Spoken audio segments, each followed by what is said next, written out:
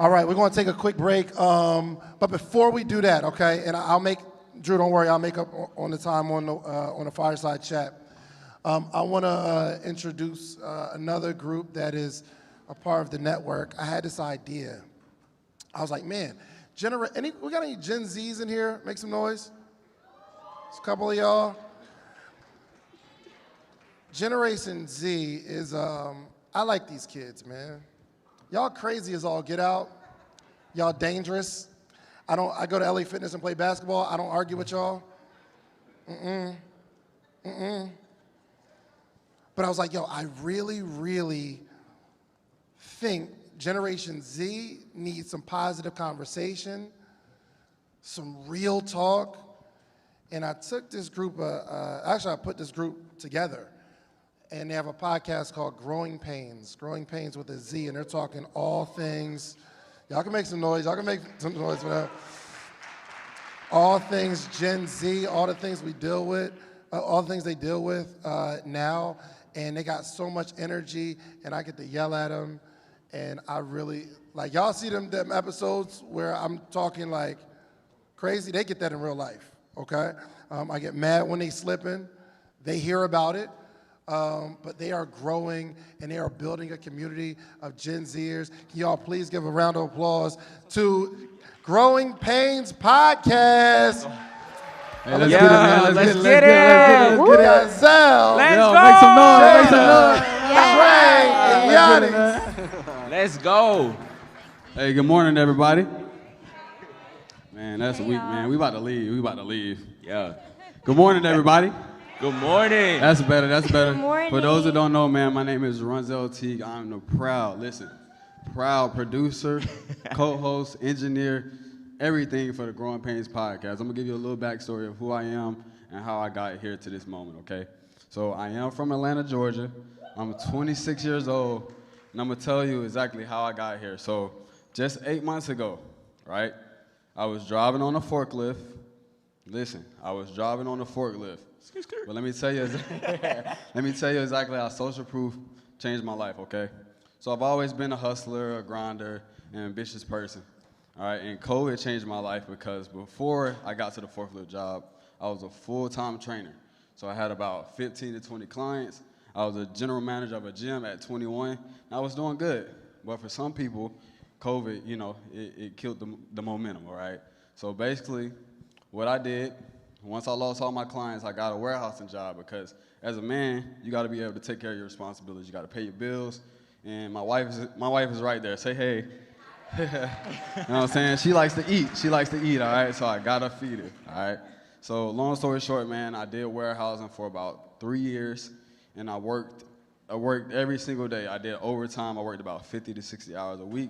But with that, I used all of my overtime money to fund my side hustle, which was videography, okay? So I was able to buy lenses, cameras, and with that, I just asked myself, how can I use this tool in order to be great, make money, and get in the room? So I'm not a big fan of sneaking into events, all right? But I kind of snuck into Invest Fest, okay? And this is why it's important to have connections. If you guys don't know Jason Lobdell helped me get right here in this building, okay? Shouts out to the Loft Athletic Club, but long story short, I was doing overtime on my forklift, and I'm like, man, how can I get into InvestFest? I have a camera, I have all the tools.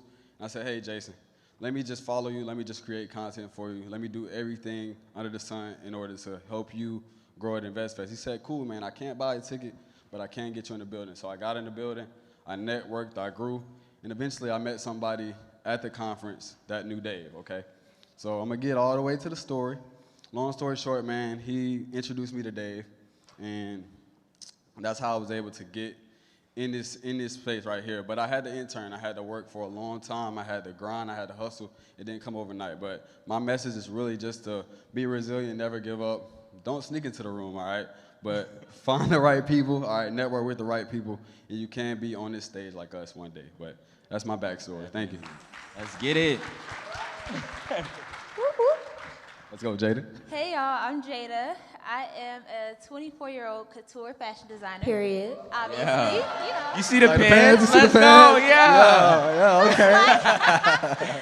But right now, what y'all are witnessing is basically, I'm going to be the owner of one of the first black woman-owned luxury brands that are bigger than Gucci, Versace, Talk heavy. all of those brands y'all be wearing, okay? And so, yeah, I've known I wanted to be a fashion designer since I was 7 years old. Even the brand name I have now is Jael. I've had that same name since I was 7 years old. And so I've always had an idea of what my purpose was, but I never really took fashion seriously until I was about 18 or 19. I had to drop out of college because school get expensive when you paying for it on your own. So, yeah, I had to make a way. But I decided that I didn't want to go back to my hometown. I wanted to stay in Atlanta. And so I said, okay, let me start taking my business seriously. I started selling dresses, and everything took off from there. It wasn't super fast, but I started to see a lot of growth in my business. And so now I am at a place where I've had my gowns, my garments on red carpets. I've had my stuff on, if y'all know the Naturi from Power, she's worn my stuff recently. Clap that up. Thank you. I've had my stuff on The Real Housewives, like a lot of different things and so much more to come. So that's just a little bit about me. Sure. Let's go. These pants are so fire. I like them, man. Yeah, I like these them. pants are dropping real soon, Hey, y'all. Jada, can you send me the Real link? soon. Can you send me the link? Oh, Can you send me the link? you said send them the link. Yeah, send me the link for the pants. I want to buy Oh, them for well, myself. if y'all want to get on my email list to get these pants, y'all could go to my website, Jael Designs, JAELL Designs.com, and y'all can sign up for my email list. These will be dropping real soon. Let's go. Yeah, support your people. Let's get it. So, let's get it. So, I'm Tre'Vion. I'm a 20-year-old graphic designer. I'm from Jersey City, New Jersey. I know DeJuan was on here. He said Europe, but we say Europe too. You feel me?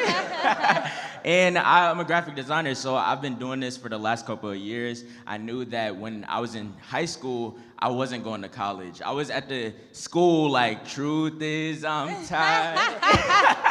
You feel me?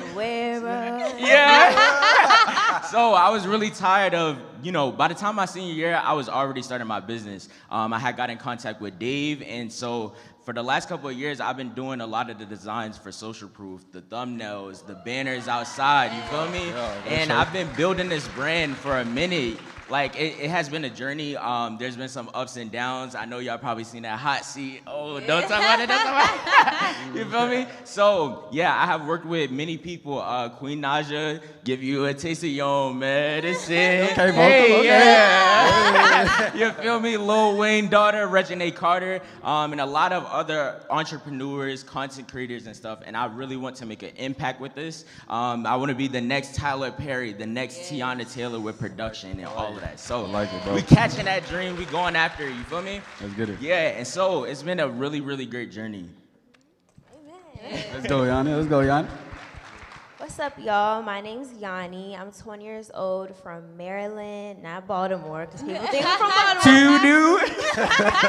Bye, bruh. But yeah, I'm from Maryland. I own a Christian streetwear brand called Wise Label, and I use it to help young adults grow their relationship with God and operate in their purpose. So it's actually funny because, thank you.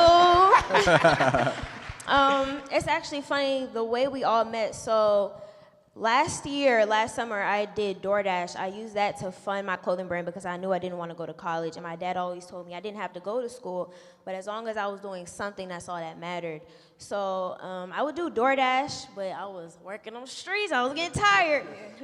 So I really was trying to get off of that because it was taking a lot of my time. So I fasted and prayed. I was like, Lord, like, what should I do so I don't have to do DoorDash anymore? And God was just like, you're trying to find other stuff to do on the outside of you when I put a gift inside of you. And the Bible says, Like that. Talk.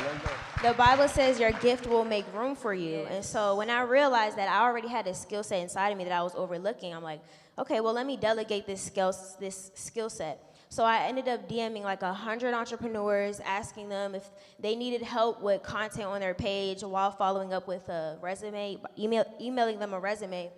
And then that's when David texted back. And around this time, I wanted to go to InvestFest, but doing DoorDash would have took too much of my time. So I was like, I just need enough to go to InvestFest.